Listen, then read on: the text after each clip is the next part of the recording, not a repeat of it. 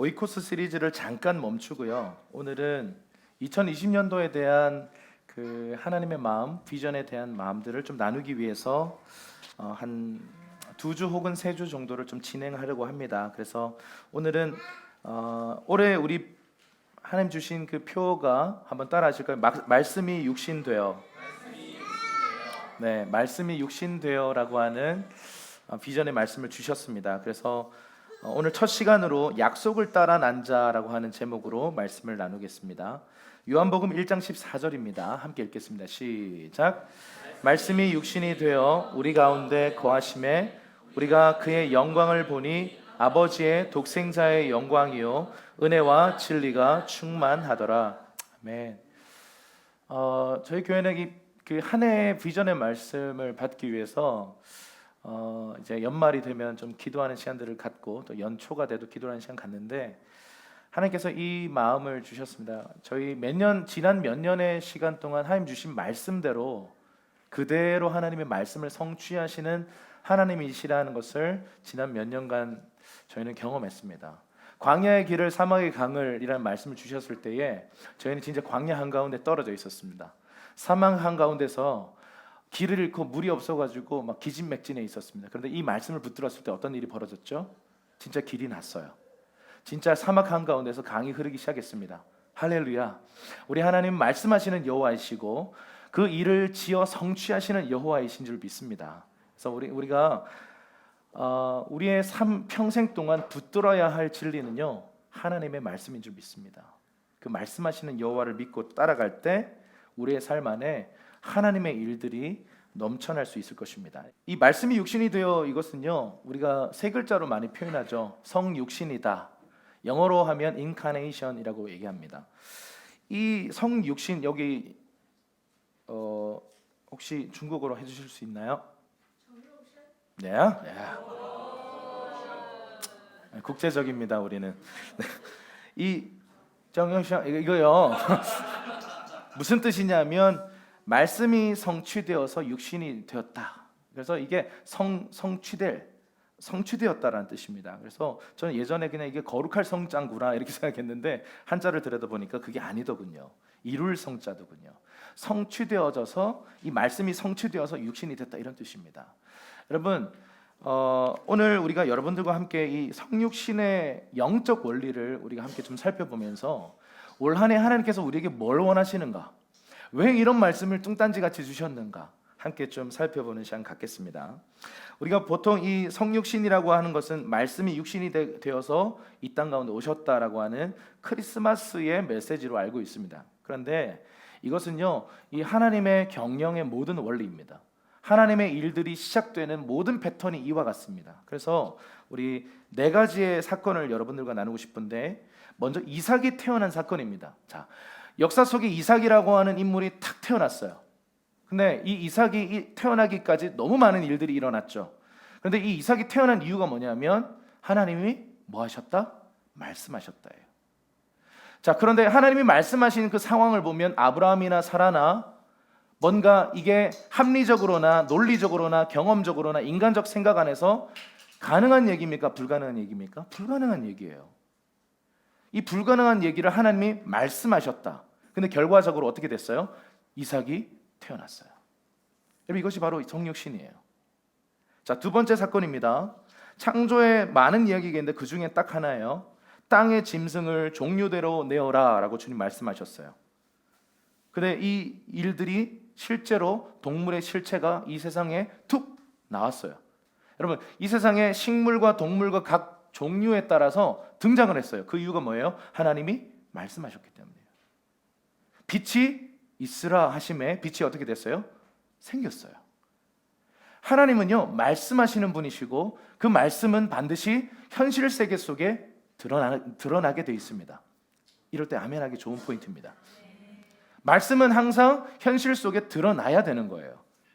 그런데 우리가 이 말씀을 받을 때의 생각, 말씀을 받을 때의 태도, 말씀을 받을 때의 내 이 환경이요 마치 이 말씀은 불가능해 라고 생각할 때 주님은 우리의 상황과 경험이나 어떠함과 상관없이 우리 감정에 상관없이 말씀하시더라는 거죠.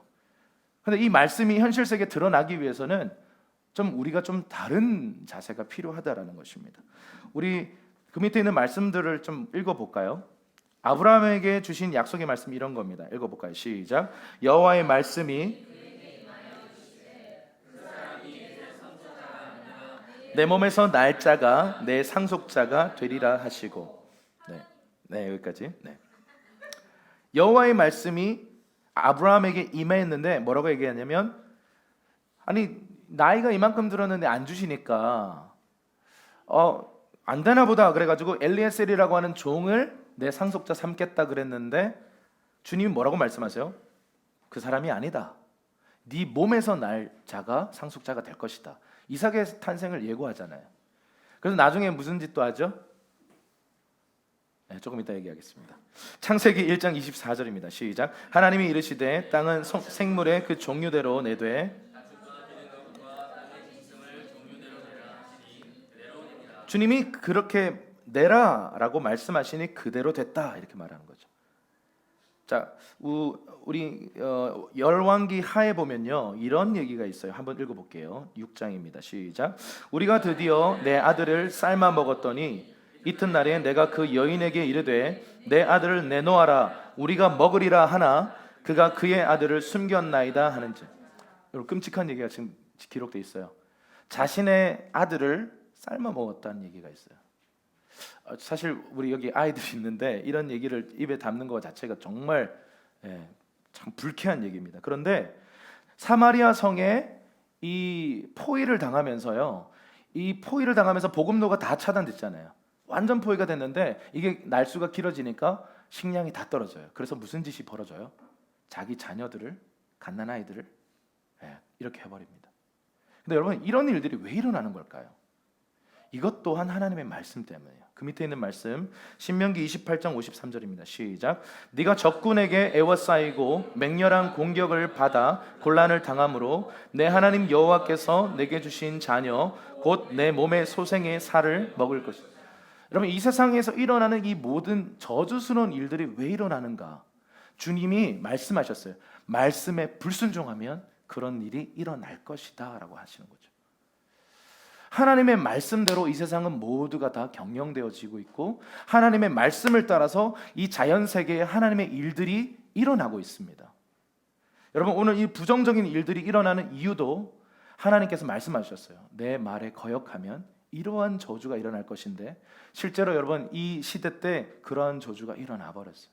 오늘날에는 없을까요? 오늘날에도 있습니다.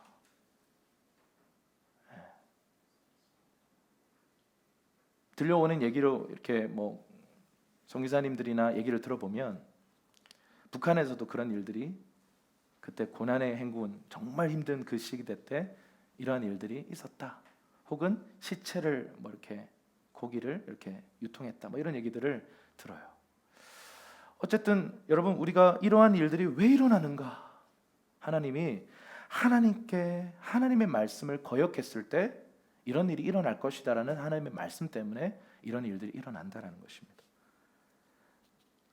어느 날 갑자기 예수님이요 처녀의 몸에 툭 나오셨어요. 여러분 이거는 인간의 상식으로는 불가능한 이야기예요. 여기 처녀들이 있으시잖아요. 당신이 내년 이맘때쯤에 아이를 낳아. 이거 말이 안 되는 거잖아요. 그런데 천사가 와서 마리아에게 말씀을 하는 거예요. 하나님의 말씀을 전하는데 마리아가 처음에 저는 처녀인데요 라고 대답해요. 이게 자연스러운 반응이죠. 그러나 이 천사가 뭐라고 얘기해요? 하나님의 말씀엔 불가능이 없다 이렇게 말씀하셨어요. 그 말씀에 대해서 뭐라고 표현하죠? 누가복음 1장 38절입니다. 시작. 마리아가 이르되 주의 여정이오니 말씀대로 내게 이루어지이다. 천사가 만약 이 얘기 안 들었으면 끝까지 안 떠났을 가능성이 있습니다. 아마 씨름을 시작했을지도 모르겠어요. 근데 여러분 왜 이 처녀의 몸에 이 예수가 탄생하는 일이 벌어졌을까? 왜냐하면 주님이 그렇게 말씀하셨어요. 자, 이사야 7장 14절입니다. 시작. 그러므로 주께서 친히 징조를 너희에게 주실 것이라. 보라 처녀가 잉태하여 아들을 낳을 것이요 그의 이름을 임마누엘이라 하리라. 아멘. 주님께서 처녀가 잉태해서 아들을 낳을 것이다 라고 말씀하셨기 때문에 2000년 전에 마리아가 아들을 낳은 것입니다. 여러분, 하나님은 말씀하시는 분이시고 하나님은 그 말씀을 성취하시는 하나님이십니다. 우리가 그 하나님을 따라가도록 부르심을 받았어요. 그러면 하나님이 어떤 분이신지를 좀 알아야 되잖아요. 그분은 항상 말씀하시는 분이고 그 말씀을 지어 성취하시는 분이시라는 거죠. 그러면 우리가 하나님을 따라가고 하나님과 동행할 때 정말 중요한 감각은 뭐냐면 그분의 말씀이 뭔가를 파악하는 거예요. 그분이 말씀이 뭐라고 하셨는가를 파악하고 그 말씀을 따라서 생각하고 그 말씀을 따라 움직이기 시작하고 말씀을 따라서 행하기 시작하는 것이요, 뭔가 이 세상 속에, 자연 세계 속에 말씀을 성취하는 통로가 될 수 있다, 이 말입니다. 올 한 해 하나님께서 저와 여러분들에게 이 말씀하시는 하나님으로 다가오시기를 원하십니다. 그리고 그 말씀을 그냥 개념으로, 지식으로 우리의 어떤 이상 속에 머물러 두는 게 아니라 그 말씀이 육신이 되어 우리의 삶에 펼쳐져 나오는 그 하나님으로 우리에게 오시기를 기뻐하십니다. 우리에게 도전하고 계세요. 기독교는 개념이 아닙니다. 기독교는 중연불이 아니에요. 기독교는 어떤 지식이 아니고요, 뭔가 정신통이라는 그런 게 아니라 기독교는요, 내가 이 믿고 있는 이 말씀을 말하고 행함으로 우리의 삶 안에 어떤 결과가 표출되는 거예요. 그것이 바로 기적인 것입니다. 그래서 주님은 우리를 부르실 때 어떤 경우에 제자를 부르실 때 이렇게 부르세요. 배를 띄워라. 여러분, 지금 뱃가에서 그물을 싣고 있는 베드로에게요, 배를 좀 띄워봐라. 그래서 육지로부터 배를 띄워요. 그럼 배에 모여 앉은 그 제자들에게 말하기 시작해요. 하나님 나라의 일들을 말하기 시작해요. 왜 그렇게 하셨을까요? 예수님께서 왜 육지에서 얘기하지 않으시고 굳이 이 배를 바다에 띄워가지고 그 바다 위에서 그 안정감 없는 그 상태에서 말씀하셨을까요? 우리에게 익숙한 패턴, 우리에게 익숙한 사고방식, 우리가 살아왔던 이 세속 세계의 가치에서 벗어나서요, 그게 다가 아니야. 하나님의 세계가 있어. 하나님의 나라가 존재해. 그러면서 주님께서 하나님 나라의 일들을 말씀하셨다는 거죠. 그리고는 나를 따르라 그랬어요. 그래서 어떤 일이 벌어졌어요? 이 사람들이요, 그물과 배와 부친을 버려두고 할렐루야 따라가기 시작하는 거예요. 먼저 그의 나라와 그의 의를 구하라, 이 말입니다. 그 어떤 혈연관계, 그 어떤 상황도 아니고 예수를 따르는 일에 있어서는요, 타협하지 말아라, 이 말입니다. 여러분, 예수님께서 우리에게 부담되는 얘기 정말 많이 하셨거든요. 다 내려놓아라, 다 버리고 나를 따라오라. 여러분, 이런 얘기들이 우리에게 부담을 주는데요, 왜 그러냐면 여전히 육지에 서서 생각하니까 그래요. 하나님의 말씀을 지금 받아도요, 여러분이 육지에 서서 생각하면 부담스럽기만 하고 그냥 하나의 개념으로 두고 기도할 때 살짝 은혜 받고 나갈 때는 그냥 똑같이 육지의 생활을 하는 겁니다. 주일 예배가 그렇게 될 수 있어요. 잠깐 배에 올라탔다가 다시 육지로 가서 육지 생활을 하는 거죠.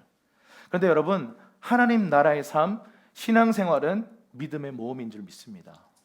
내가 정말 내 기반이라고 생각했던 육지, 이것은요 진짜가 아닐 수 있어요. 정말 출렁이는 배, 안정감 없는 요 조그만 이 배 조각에서 막 흔들릴 때 우리는 안정감이 없어요. 불안해요. 그런데 여러분, 그것이 예수를 따르는 길이고 그것이 진짜 리얼 우리의 라이프입니다. 진짜 우리의 삶입니다. 여러분, 하나님의 말씀이 눈에 보이지 않기 때문에 안정감이 없잖아요. 내 기반이 될 수 있을까요? 내가 평생 동안 경험하고 봐오고 만져보고 맛봐왔던 이 세상의 기준이 여전히 우리에겐 기초가 돼 있습니다. 이걸 부인할 수 없어요.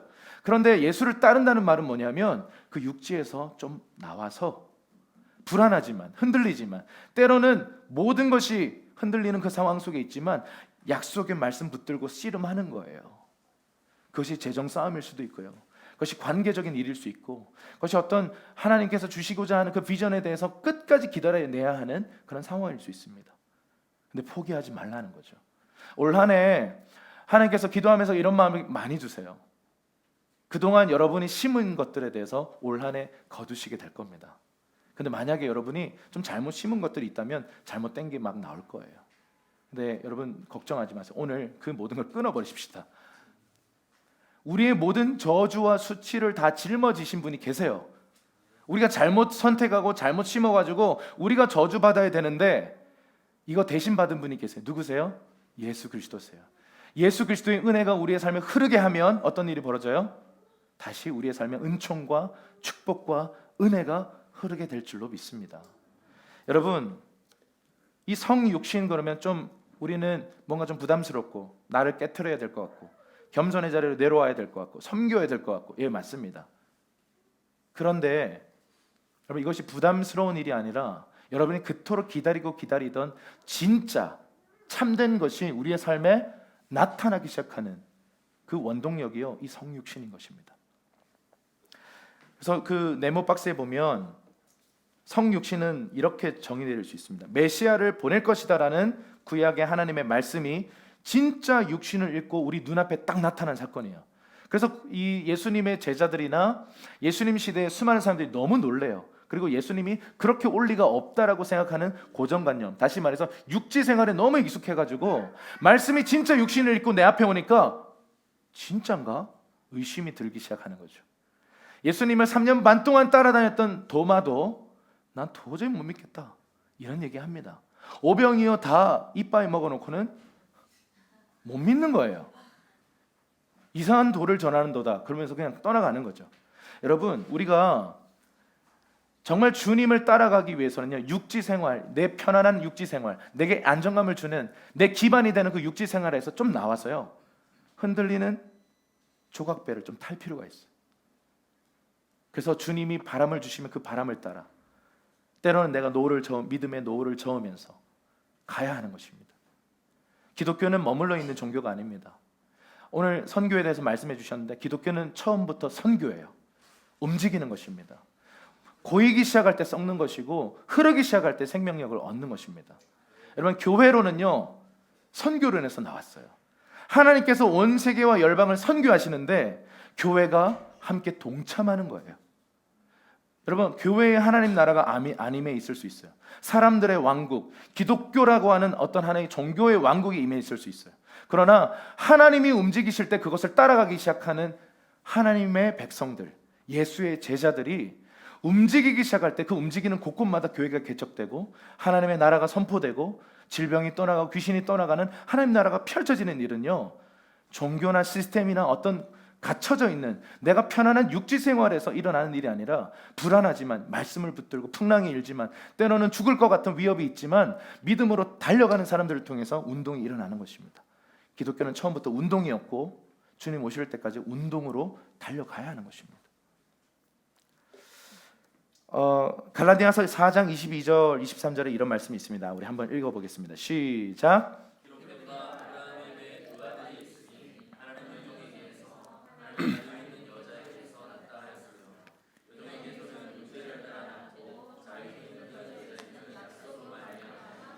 아브라함에게 두 아들이 있어요. 먼저 태어난 아들이 있는데 이스마엘이에요.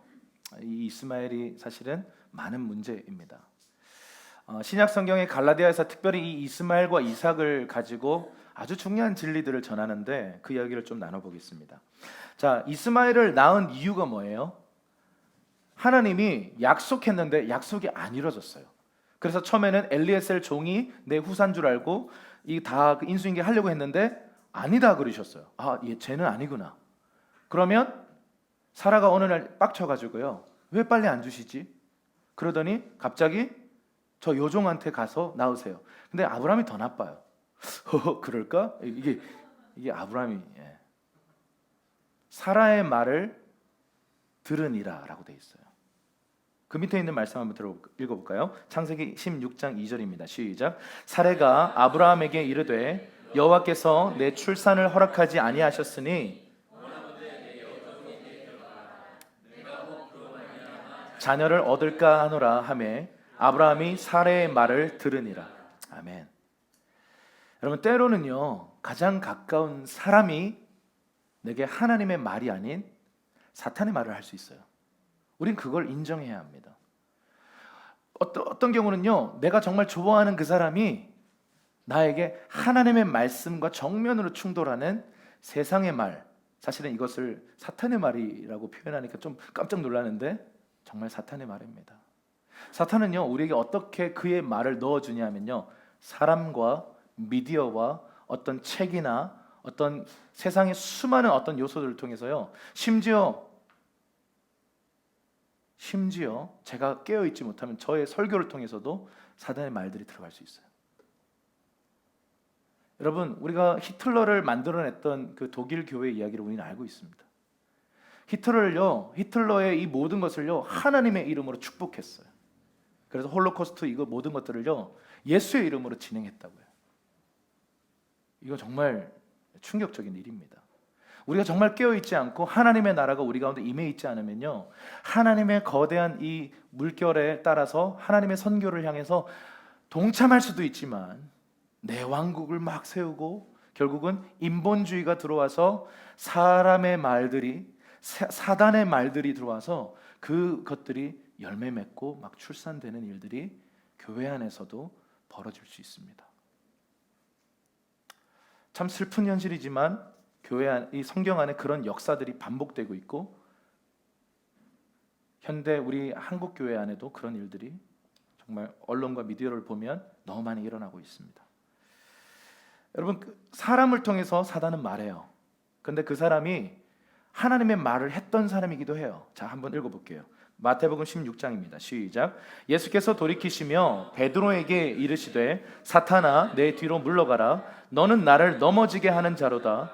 내가 하나님의 일을 생각하지 않고 도리어 사람의 일을 생각하는도다 하시고 이에 예수께서 제자들에게 이르시되 누구든지 나를 따라오려거든 자기를 부인하고 자기 십자가를 지고 나를 따를 것이니라. 아멘. 여러분, 베드로가 좀 전에 무슨 얘기했냐면 주는 그리스도시요 살아계신 하나님의 아들이십니다 라는 엄청난 선포를 해서 엄청난 칭찬을 듣잖아요. 그런데 지금 무슨 소리를 들어요? 사탄아 이런 소리를 들어요. 사실은 예수님께서 좀 심한 막말을 한 것처럼 보이지만 예수님은 지금 베드로 배후에서 말하고 있는 사단을 대적한 거예요. 여러분, 우리 인간은요 통로입니다. 파이프예요. 그 파이프로 하나님의 것이 흐를 수도 있고요 사단적인 것들이 흐를 수도 있습니다. 그것이 크리스찬이라 할지라도 오늘 이 베드로는 예수님의 제자예요. 그 중에서도 수제자예요. 특별 관리받는 특별 훈련받고 있는 수제자예요. 그런데 이 사람이 한날에 하나님의 말도 했고 사단의 말도 했어. 여러분, 이것을 통해서 무엇을 보여줘요? 우리 인간은 이렇게 깨어있지 않으면 나도 모르게 사탄의 말이 내 입에서 나온다는 거죠. 그래서 우리는 정말 이 영역에 있어서 우리는 자만할 수 없고 뭔가 진리를 맡은 저 같은 목사나 지도자들도 자만할 수 없는 이유가 여기 있습니다. 깨어있지 않으면 사탄의 말이요 배후에서 내 입을 통해 나오는 거예요. 여러분이 지금 살아왔던 방식을 생각해 보십시오. 여러분, 무슨 말을 따라서 살아오셨습니까? 하나님의 말씀을 따라서 치열하지만 싸우고 싸워서 여기까지 오셨습니까? 아니면 다른 사람의 말, 세상이 우리에게 전해주는 좋은 말 같은 그 말들을 따라서 오셨습니까? 오늘 이 인간의 말을 들은 이 하갈과 동침해서 이스마엘을 낳은 이 사건은요, 이것 때문에 일어나는 너무 수많은 어려움들이 지금까지도 이어지고 있습니다. 이 비극의 역사. 주님께서 이렇게 말씀하세요. 갈라디아서 4장 29절에서 30절입니다. 한번 읽어볼게요. 시작. 그러나 그때에 육체를 따라 난 자가 성령을 따라 난 자를 박해한 것 같이 이제도 그러하도다. 그러나 성경이 무엇을 말하느냐? 여종과 그 아들을 내쫓으라. 여종의 아들이 자유 있는 여자의 아들과 더불어 유업을 얻지 못하리라 하였느니라. 여러분, 하나님 나라를 생각하면요 때로는요 너무 분명하고 단호하고 호박 자르듯이 툭 잘라요. 너무 단호박이에요. 아니 그래도 이 불쌍하잖아요. 아들이잖아요. 근데 이스마엘과 하갈을 어떻게 하라고요? 내쫓아라. 이게 비극의 시작이에요. 성령을 따라 난 자, 그리고 육체를 따라 난 자라고 지금 이 갈라디아서는 표현을 하고 있어요. 우리의 삶 안에 하나님의 말씀이 잉태되어서 불안하고 초조하고 힘들어했지만 그 말씀을 따라서 어떤 열매가 맺혀진 결과물과 내가 내 이성과 내 방법과 논리를 굴려서 하갈이랑 동침하면 되겠네, 이게 하나님 뜻일지 몰라, 그래서 낳은 아들이 이스마엘이라 이 말입니다. 인간의 일의 결과라 이 말입니다. 하나님의 일은요, 인간의 어떤 생각이나 지성으로 이해가 안 됩니다. 어떻게 처녀의 몸에서 동정녀의 몸에서 아들이 나옵니까? 그런데 여러분, 하나님의 말씀에는 능치 못하실 일이 없습니다. 이 자세를 가진 사람들을 통해서 하나님의 말씀은 가시적으로 열매 맺게 돼 있어요. 그런데 수많은 사람들이 기독교 안에 들어와 있지 않던 모든 사람들이요, 육체를 따라 자꾸 심는 거예요. 내 생각의 말이야, 내 경험의 말이야, 예전에 해봤는데 안 되던데, 아니면 누군가의 어떤 조언을 듣고 그것이 하나님의 말씀과 상관없지만 한번 해볼까? 그렇게 심기 시작하는 거예요. 그래서 이스마엘들을 막 낳기 시작하는데, 그러면서 원망해요, 하나님을요. 하나님 왜 내 인생을 이렇게 힘들게 하십니까? 아니요, 내가 잘못 심은 거예요.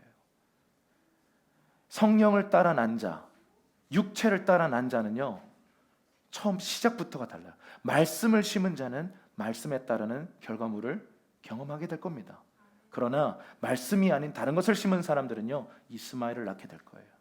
근데 그렇게 이스마엘을 우리가 사람마다 다르겠지만 많이 낳으셨을 거예요. 여러분의 삶을 지금 잘 돌아보세요. 많은 이스마엘들이 보일 겁니다. 떠오를 거예요. 그러나 주님은 우리에게 단호하게 말씀하세요. 그 이스마엘을 내쫓으라 라고 얘기합니다. 아까운데 이때까지 공을 들인 게 얼마인데 내버리라 라고 말씀하십니다. 여러분, 2020년도를 시작하면서 특별히 오늘 여러분들에게 도전합니다. 거룩한 가지치기를 하십시오. 그 일이 성령이 맡기신 일이 아니면 단호하게 끊어버리세요. 내가 손해를 입어도, 사람들과 관계가 애매해져도 나 그 일 놓겠습니다라고 가지치기 해버리는 겁니다. 여러분, 이 용기가 필요해요. 이스마엘을 내쫓으라라고 말하는 거죠. 왜요? 이스마엘은 하나님의 유업을 함께 얻을 수가 없다예요. 이삭이 상징하는 건 뭘까요? 말씀, 약속, 성령을 따라 믿음으로 난 자다, 이런 거죠. 그런데 이스마엘은 뭐예요? 육체를 따라 난 자입니다. 이삭은 공존할 수 없다. 이스마엘과 이삭이 공존할 수 없어요. 그래서 내쫓아라 이렇게 말씀하십니다. 여러분, 하나님 나라는 어떤 나라입니까? 육체로부터 난 자들은 볼 수도 없고 경험할 수도 없고 알 수도 없는 나라예요. 돈으로도 못 가요. 또 뭐죠? 맘 착해도 못 가요. 네, 감사합니다. 맘 착해도 못 가요. 여러분, 교회는요, 착한 사람들 좀 착해졌으면 좋겠네요. 네, 착한 사람들 모여가지고 착하게 살자, 아니에요. 말씀대로 내가 아무리 성질이 더러워도, 할렐루야, 모세가요 성질이 진짜 더러웠어요. 제가 깊은 감동을 받아요. 근데 온 지면에서 가장 온유하다라는 평가를, 최종 평가를 받아요. 근데 모세가 성품이 확 바뀌었을까요? 아니요. 말씀에 길들여지기 시작하고 하나님 말씀이라면 움직이기 시작하는 사람이 되니까요, 하나님이 너 온유하다 이렇게 평가하시는 거예요. 조금 못된 사람이 좀 잘해요. 할렐루야. 아멘. 어떤 도덕적이나 윤리적으로 우리가 뭔가 잘하는 사람들끼리 모여서 야, 우리 착하게 살자, 그게 교회가 아닙니다. 하나님 나라는요, 물과 성령, 이 말씀으로 거듭난 사람들이 누리는 나라인 것입니다. 그거 아니면요, 교회 생활이 너무 힘들어요. 복음적 교회일수록 더 힘들어요. 기도 많이 하는 교회일수록 이 교회에 버티고 있는 게 너무 힘든 거죠.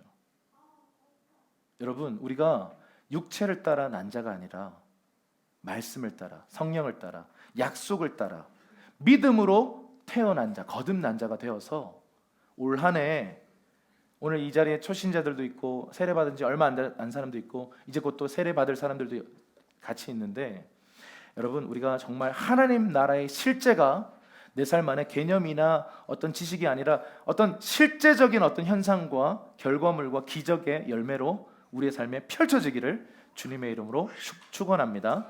그래서 여러분, 사람의 말이 정말 중요하다고요. 말 조심 좀 합시다, 제발. 자꾸 하나님이 일하시려고 하는데 내 말로 가로막지 말라는 이 말입니다.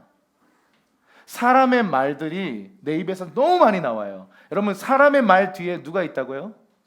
사단이 계속 말한다고요. 그래서 그 말을 듣고 두려움 때문에, 염려 때문에 움직이기 시작하면 어떤 결과가 나온다고요? 사단적 결과가 나온다고요. 하나님의 말씀 붙들고 가는 거 정말 위험한 일처럼 보여요. 육지가 안전해 보이잖아요. 그런데 하나님의 나라는 요 쪽배 타고 막 가는 거예요. 그런데 무엇이 진짜라고요? 하나님의 말씀이 진짜라고요.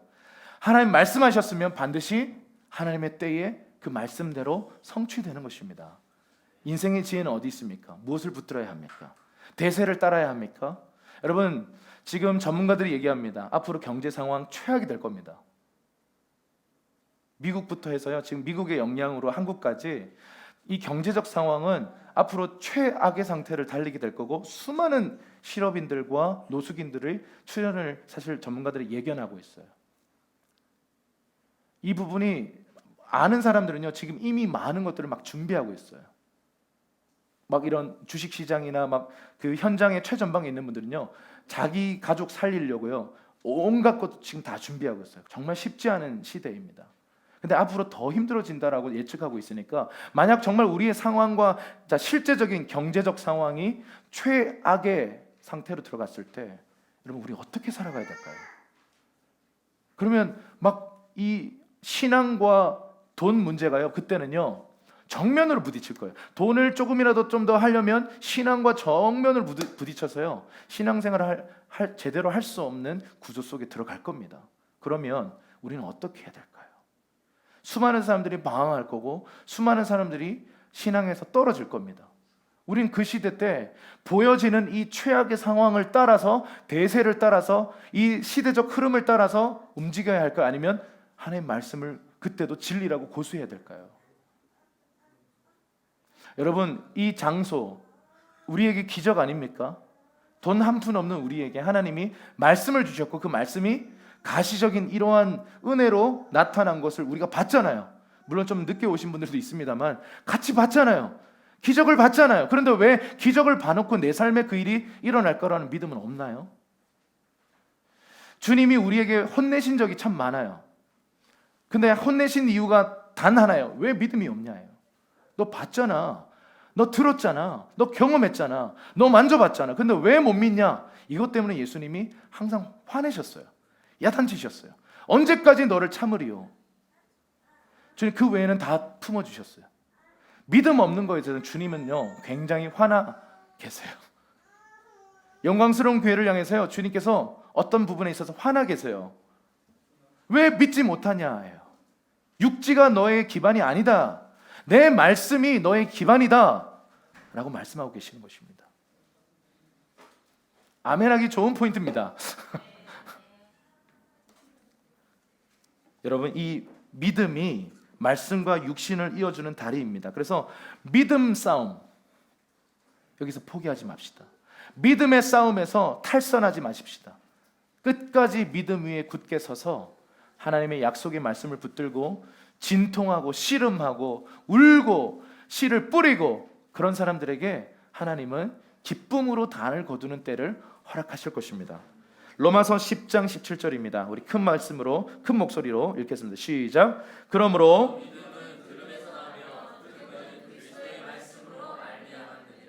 아멘. 그렇기 때문에 여러분, 이 믿음의 싸움을 하시려면 하나님의 말씀을 어떻게 해야 된다? 자꾸 들어야 된다. 설교만 자꾸 들으라는 말 아닙니다. 성경을 들으셔야 됩니다. 하나님의 말씀을 틀어놓으세요. 드라마 바이블 앱 아직 안 까신 분들 까세요.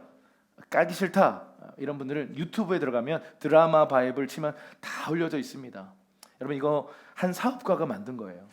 한국교회 한 사업가가 한국교회 너무 성경 안 읽는다 이래가지고, 그분이 사업적으로 월가에서 유명한 분인데 그분이 너무 빡쳐가지고 만든 앱이에요. 수억 원을 쏟아부었어요. 개인이요. 그리고 공짜로 풀었어요. 근데 그래도 안 읽어. 이분이 정말 빡쳐하세요.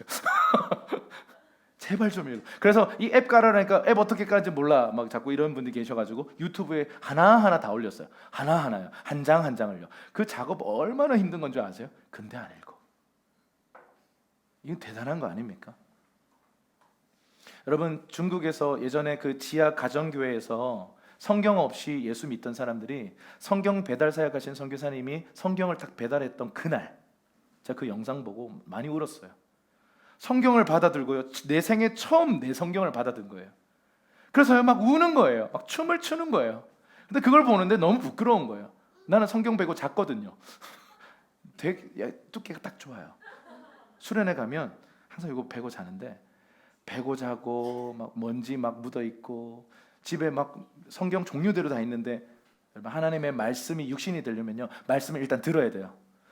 그건 우리가 훈련해야 합니다. 올 한 해 성경 통독, 여러분 우리가 다시 한번 결단하고요, 자꾸 엄한 강의 자꾸 듣지 말고, 영어 단어 외우는 거 좋은 일입니다. 할렐루야. 들으세요. 근데 그보다 말씀을 더 많이 들으셔야 돼요. 말씀을 들으셔야, 그래야 내 안에 믿음이 생겨납니다. 자꾸 육지 생활로 돌아가려고 하지 마십시오. 두 번째 말씀, 히브리서 11장 1절 시작. 믿음은 바라는 것들의 실상이요 보이지 않는 것들의 증거니. 자, 믿음이 말씀을 들을 때 생겨난다 그랬어요. 그럼 믿음이 생겨나면 그 다음부터 뭐 해야 돼요? 바라봐야 된다는 거죠. 보지 않는 것들에 대해서 자꾸 여러분 이게 뭐냐면 상상이에요. 기도할 때 거룩한 상상력을 가지고 여러분 마음판에다가 이미지를 그리는 거예요. 여러분 구체적인 기도를 하라 그러잖아요. 구체적으로 배우자 기도를 하라고 얘기하잖아요. 구체적으로 내가 이런 거예요. 하나님 뭐 자전거 한 대 주세요가 아니라 뭐 독일산 12단짜리 검은색 무슨 브랜드의 자전거를 주세요. 왜 이렇게 기도 못하는 줄 아세요? 다른 거 주시면 어떡하나? 선택의 폭이 너무 좁아져요. 여러분 진짜 믿음은 뭐냐면 모든 차선책을 다 단절시키고 끊어버리는 거예요. 정말 하나님 이거 주십시오. 물론 그 기도가 잘못됐으면 주님이 오셔서 그거 아니다 그러실 겁니다. 그러면 내려놓으면 돼요. 그런데 주님께서 우리에게 요구하신 믿음은요, 아주 구체적인 믿음, 바라는 것에 실상이 이미 존재한답니다. 믿음이 있다는 말은 실제가 있는 것에 대한 믿음이에요. 그러면 하나잖아요. 자전거는 내가 구하는 자전거 100대 구하실 겁니까? 아니잖아요. 100대를 구하셔도 구체적으로 구하셔야 될걸요. 여러분 지금 어떤 것들을 기도할 때 응답이 더디다고 해서요 타협하지 마세요. 여러분이 기도하고 있는 그 기도 제목대로 하나님은 일하시는 분이십니다. 근데 여러분 믿음은 뭐냐면 그거를 거절하는 거예요. 그 차선책이 왔을 때 그거 아니야? 하나님이 주신 마음은 그거 아니야? 하나님 내게 말씀하신 그 말씀 그거 아니야? 라고 거절해야 하는 거예요. 그냥 대충 불안하니까 이거라도 잡자. 여러분 이것은 믿음이 아닙니다. 믿음은 바라는 것의 실상이고 보지 못하는 것들의 증거인 것입니다. 마가복음 11장 24절입니다. 시작.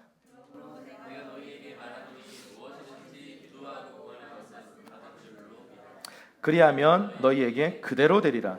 기도하고 구한 것 그리고 하나님 말씀하신 것에 대해서 이미 어떻게 하라고요? 받은 줄로 믿고 감사하고 간증하고 하나님 말씀하셨다라고 얘기하고, 아직 결과물이 안 나왔어도 믿음의 말을 자꾸 할 때 어떤 일이 벌어지냐? 믿음의 영적 분위기가 만들어진다 이 말입니다. 사례한테, 사례 나의 공주라는 뜻이에요. 사례한테 지금 할머니가 돼가지고 아직도 아이를 못 낳고 있는데 사라라고 부르기 시작했어요. 말이 바뀌기 시작해요. 열방의 어머니라는 뜻입니다. 말이 바뀌어요. 믿음의 말이 막 나오기 시작하는 거예요. 처음에는 하나님 말씀 듣고 웃었어요. 그런데 그 말씀을 가지고 믿음의 말을 하기 시작하니까 영적 분위기가 바뀌어요. 그러더니 진짜 100살에 할렐루야 아들을 낳아버렸어요. 이것이 성령을 따라 난 자예요. 이것이 구원받은 그리스도인이고 이것이 저와 여러분입니다. 그게 바로 제자들이에요. 하나님 나라는 이런 사람들이 경험하는 나라입니다. 말씀을 정말 믿는 사람들, 그리고 그 말씀이 육신 가운데 나타나서 우리 가운데 펼쳐지게 하는 그 사람들, 믿음의 사람들. 시편 126편 6절 큰 목소리를 읽겠습니다. 시작. 울며 씨를 뿌리러 나가는 자는 반드시 기쁨으로 그 곡식단을 가지고 돌아오리로다. 아멘. 여러분 왜 울면서 씨를 뿌릴까요? 안 믿어지니까. 내가 지금 뭐 하는 짓인가? 쫄딱 망해가지고 결핍과 상처 속에서 씨를 막 울면서 뿌려요. 그런데 씨를 뿌리고 있잖아요. 믿음으로 하고 있잖아요. 믿음의 액션, 믿음의 행함을 하고 있잖아요. 그런 사람들은 반드시 눈물을 흘렸든 안 흘렸든 상관없이 기쁨으로 단을 거두는 때가 올 것입니다. 2020년도 이 마음으로 달려가십시다. 하나님의 말씀, 추상적인 개념이나 어떤 이념으로 놔두지 말고요, 내가 내 생각 속에 묵상하고 내 말 속에 튀어나오게 하고 그걸 믿음으로 행하기 시작할 때 우리의 삶 안에 하나님의 나라가 펼쳐질 것입니다. 기적은 멀리에 있지 않습니다. 믿는 사람들을 통해 이 일이 시작될 것입니다. 말씀을 마무리하겠습니다. 말씀이 육신이 되게 하셔서 우리 가운데 그분의 영광을 보여주시기 원하시는 그 하나님의 의도를 따라서 정말 우리가 지금 해야 할 두 가지 일이 있습니다. 첫 번째는 나에게 지금 말하고 있는 사탄의 말들이 있어요. 사람을 통해서, 매체를 통해서, 어떤 세상의 어떤 언어를 통해서 나에게 계속 사람의 말들이 들어와요. 여러분 그거 붙들지 말고 그거 거절하셔야 돼요. 하나님의 말씀이 내게 들어오게 해야 합니다. 어떻게든 들어야 돼요. 어떻게든 내가 접해야 돼요. 그리고 내가 지금 진단 내려야 돼요. 내가 지금 사탄의 말을 따르고 있었나, 하나님의 말씀을 따르고 있었나를 내가 진단해 봐야 돼요. 진단의 기준은 이거예요. 내가 어떤 열매를 맺고 있나예요. 지금 내가 어떤 열매를 거두고 있느냐에 따라서 여러분이 지금 뭐를 심었고 뭐를 거두는가를 분별할 수 있습니다. 두 번째 질문입니다. 하나님의 말씀을 따르는 사람이 되기 위해서 사람의 일로 낳은 이스마엘을 끊어야 돼요. 내쫓아야 돼요. 이거 아픈 일이에요. 내 자식이에요. 내가 공을 들이고 애를 썼던 그 존재이고 사람일 수도 있고 물건일 수도 있고 일일 수도 있고 사역일 수도 있고 어떤 것일 수도 있는데요. 그거 주님 아니다 그러면 가지치기 빡 해야 돼요. 여러분 가지치기는요 내 몸 자르는 거예요. 아파요. 농부들 가지치기 하는 거 말씀드렸잖아요. 사정없이 잘라요. 여기 그 봄 되면요 또 가지치기 하거든요. 너무 인정사정 없이 막 다 잘라놔요. 나가 보면요 초토화돼 있어요. 근데 그게 가지치기래요. 가지치기 그런 거예요. 멀쩡해 보이는데요 열매 못 맺는 가지가 전문가들에는 보이는 거예요. 얘한테는 필요 없는 가지인 거예요. 자르는 거예요. 하나님의 말씀이 아닌 거, 내 부르심이 아닌 거, 이거 잘라내야 합니다. 때로는 대가지불이 필요할 수도 있어요. 내가 내쫓아야 할 이스마엘이 무엇인지 함께 주님으로부터 듣고 결단하고 2020년도 이삭을 붙드는 해가 되기를 주님의 이름 축원합니다. 이 시간 함께 기도하는 시간 갖겠습니다.